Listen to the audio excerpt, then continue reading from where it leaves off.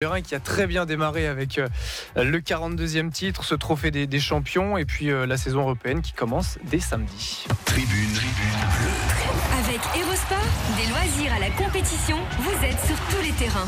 Bonsoir Serge Granger.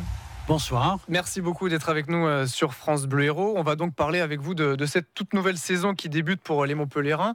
Saison forcément particulière après le titre de champion d'Europe. Parlons justement de cette Europe. On va faire un petit retour en arrière. On est le 27 mai dernier. 5, 4, 3, on y est, Montpellier a gagné.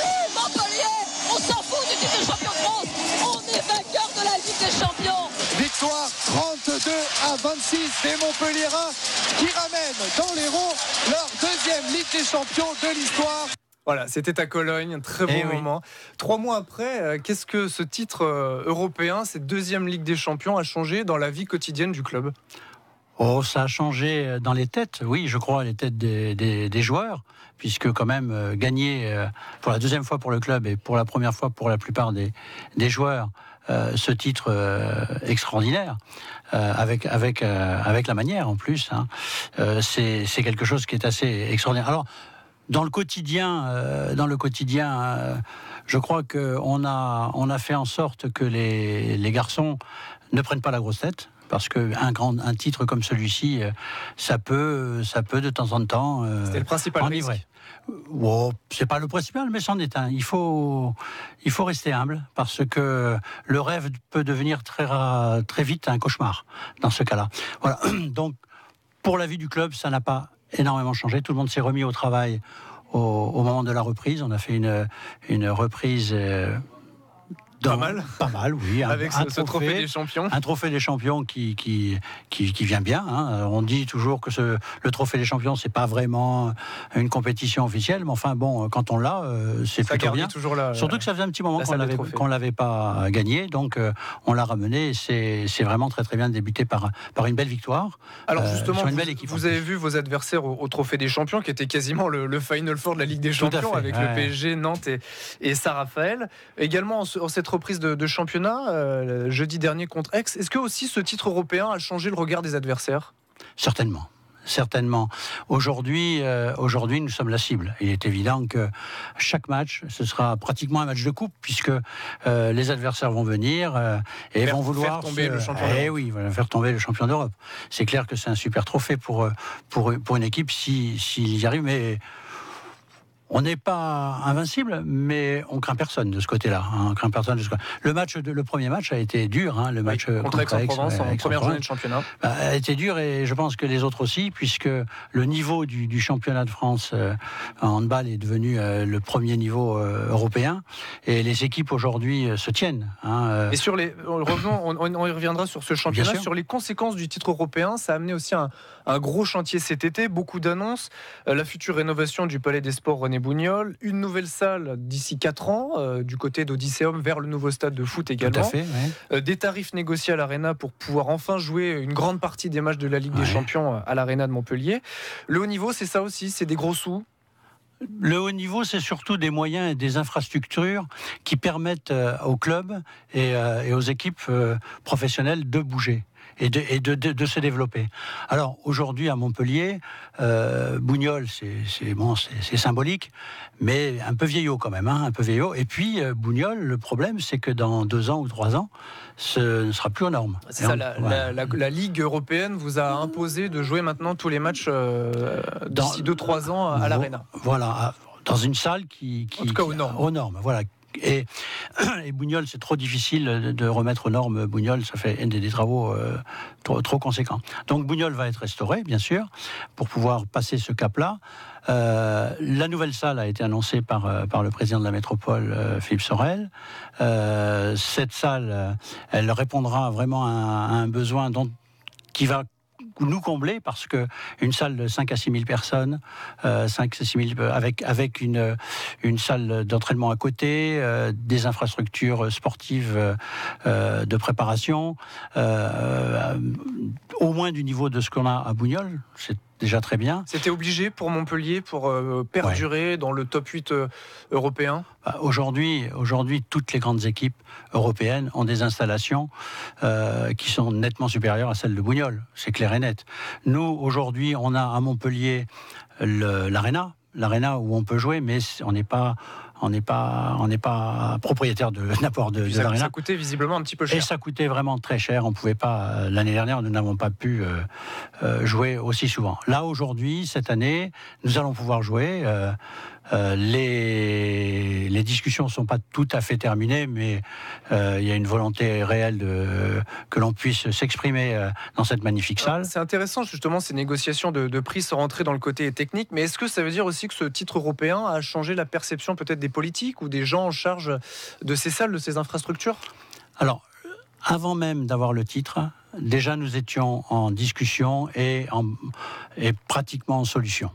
Là, je pense que ça va peut-être accélérer. Faciliter. Voilà, faciliter. Bon, mais c'est vraiment en très bonne voie, c'est une question de jour, parce que c'est plus complexe qu'il n'y paraît. Ça ne dépend pas de nous, ça ne dépend pas d'une volonté ou d'une non-volonté. C'est un problème administratif et d'organisation financière pour les structures régionales et de la métropole. Mais on est en bonne voie et nous allons pouvoir... C'est assez logique de pouvoir jouer les grands clubs européens à l'Arena. Sinon, on limite à 3000 personnes des matchs contre le Barcelone, contre Veszprém, contre c'est dommage. Vardar. C'est quand même dommage. Quoi, voilà. D'un mot sur ces négociations, ça varie beaucoup le prix entre le tarif de d'habitude et là maintenant ce prix négocié à l'Arena ? Ça varie. De beaucoup ? Ça varie suffisamment pour que ça soit intéressant. On ne pouvait plus se permettre d'aller à l'Arena et de perdre de l'argent avec 8000 spectateurs. C'est pas possible, c'est plus possible.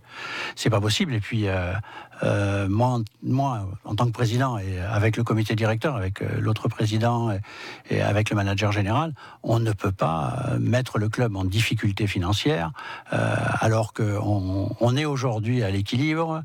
On a rétabli une sécurité financière en 5 ans, ce qui a permis d'ailleurs aux sportifs de se développer, puisque quand on est à l'aise, quand les gens sont pas dans l'inquiétude et dans l'incertitude, c'est plus facile de s'entraîner et de gagner des titres. Vous parlez des actionnaires, d'ailleurs, votre statut, en tout cas la mise en place de cette association et de l'autre côté d'une société avec des actionnaires, a, je crois, été saluée par l'ancienne ministre des Sports, Laura Flessel, et qui en tout cas a tenu, lorsqu'elle était toujours en poste, à saluer ce qui a été mis en place au moment où on croyait vraiment que le club était en péril, où il fallait vraiment faire quelque chose, une sorte d'électrochoc pour maintenir le Montpellier Handball à son niveau. Alors je peux vous dire que c'était des jours difficiles, très très difficiles, puisque tout a été fait en 3 semaines, quoi. En 3 semaines, grâce à André Deljari, le président de la CCI, qui est un ami du club et qui est un partenaire du club depuis des années,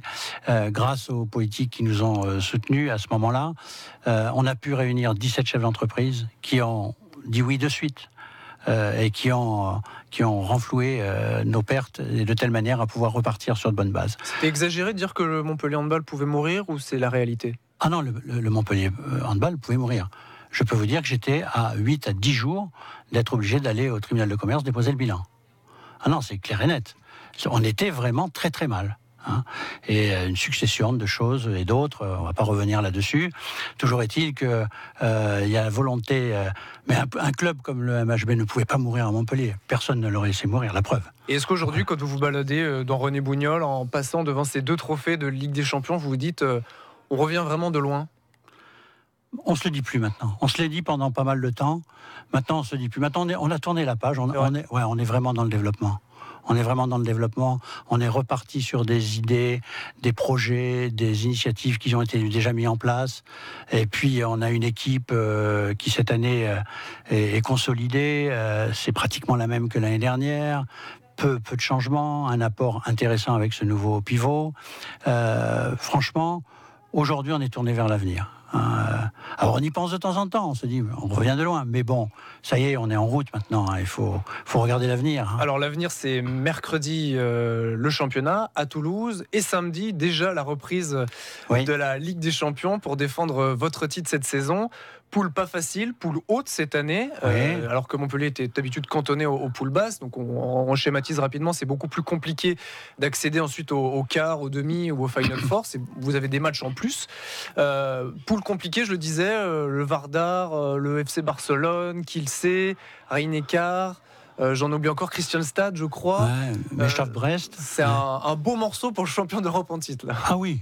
Là, on dit le groupe de la mort, faut peut-être pas exagérer non plus, mais c'est un groupe très très difficile, c'est clair.